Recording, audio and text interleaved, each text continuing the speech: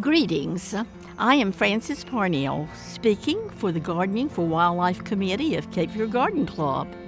I'm excited to introduce an effort by both the North Carolina and the National Wildlife Federations whereby you can have your landscape designated as a certified wildlife habitat. All you're asked to do is provide 5 essentials for those members of the animal kingdom with whom you wish to share your space. These essentials are water, food, cover, places to raise young, all undergirded by the principle of sustainability.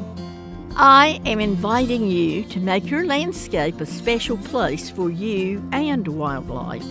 My friends from Cape Fear Garden Club are here to show you some ways to provide these essentials today. This is just the beginning of a new future for you. There is a checklist to guide you all the way. Let's get started. Gardening for Wildlife, water sources. Wildlife needs clean drinking water to survive. Birds especially need water in order to keep their feathers in good working order, while other species, including some amphibians, insects, and other wildlife, actually live in water. You can provide this habitat in a variety of ways, from a simple bird bath or a shallow dish of water to a water garden or a pond. Other water sources may include natural features such as a pond, a marsh, lakes, rivers, springs, oceans, and wetlands. Any natural water source on your property can count. If you live in a coastal, river, or bay area, that body of water counts as your habitat's water source if it is visible and adjacent to your property.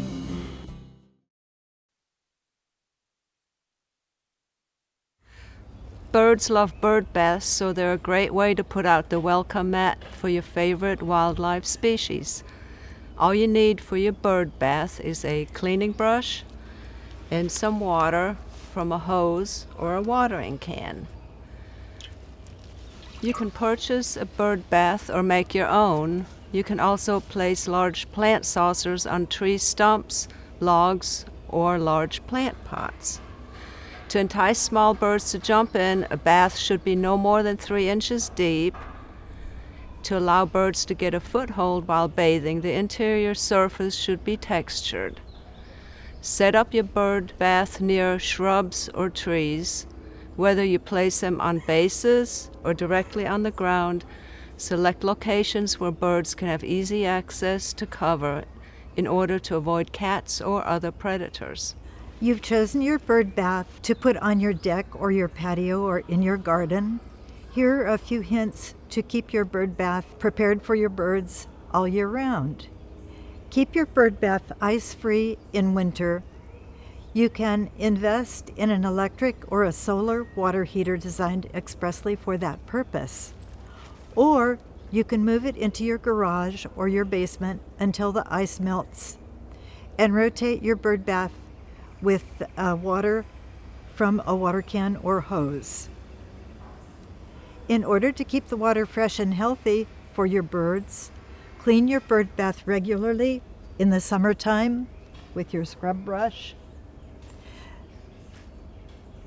This involves scrubbing out any bird droppings and algae. It's important to change standing water regularly to avoid mosquito larvae breeding.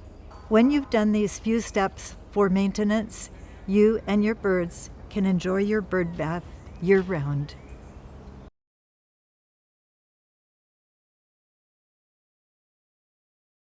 Today I will show you how to provide a simple water source for bees and butterflies.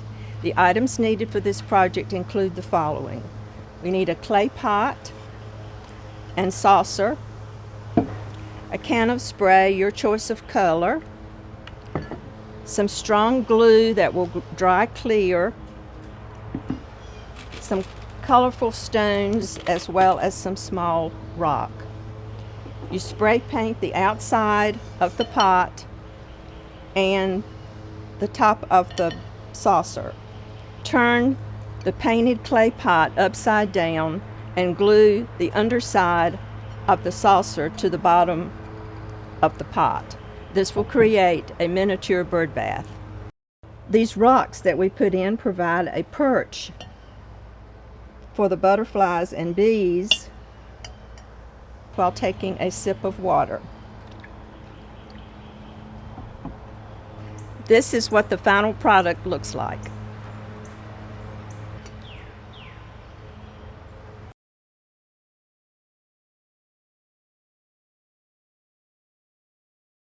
Hello, I'm Becky Hardy, and I would like to talk to you about container water gardens, which are small above-ground ponds that can provide a permanent source of water for birds and other small animals. To enable small birds to drink from the container, either keep the water level close to the rim or provide a branch on which they can perch. Most types of non-porous containers will work. Select the right size in relation to the size of the plants. Try to avoid containers that previously held wine or whiskey, as the wood can hold bacteria. You can use a liner if you prefer. Strive for a balanced selection of water plants such as floating leaf aquatics, oxygenated grasses, bog and marginal water plant species. 4 to 5 plants can fill a pot that has a 16-inch diameter and is about 12 inches deep. As far as the soil to use aquatic soil as it's easiest to work with, but the best option is clay soil as it holds nutrients and anchors all plants very well. Gravel can be used for short plants but has no nutrients. Remember not to use potting soil as it will just float to the surface. For maintenance and mosquito deterrents, you can use bubblers or fountains, which are solar or electrically sourced. Mosquito dunks can be purchased at your local garden center. You can use small goldfish or mosquito fish. To prevent algae, cover 2/3 of the water's surface using water lilies, floaters, or other plants that shade the surface of the water.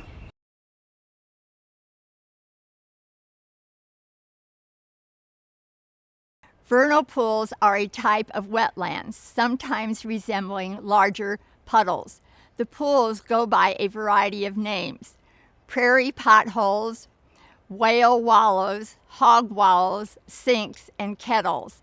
They fill small basins at the base of trees or in natural depressions in the landscape with rainwater or snow melt, and they are not connected to any other water source.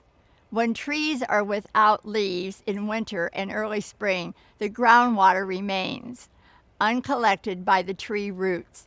It stays at the surface and collects in pools. Dead leaves attract insects, which can be food for salamanders and other amphibians, and they offer hiding places from predators. The seasonal bodies of water show up in the spring and disappear by summer. Vernal is derived from the Latin word for spring. While their fleeting presence is often overlooked, they play a critical role in the ecology of many forests and prairies by sheltering species, including declining amphibians. Vernal pools are important because they offer wildlife such as salamanders, crickets, frogs, and other amphibians a place to lay their eggs where they won't be eaten by fish. These pools are fishless because they do not retain water year-round. Many vernal pools are on private lands, and many have been lost to development and drought. Tips for maintaining vernal pools. 1. Do not fill areas of natural depression and let the areas dry up naturally. Since these pools will become dry by summer, mosquitoes do not have warm enough water to lay eggs. 2. Leave trees, brush, and dead logs in place, which can attract many types of wildlife. Do not dump or dig into a vernal pool, which can affect the area's ability to hold water. Leave space around a vernal pool at a minimum of 100 feet of natural buffer to maintain the habitat and food supply for its residents.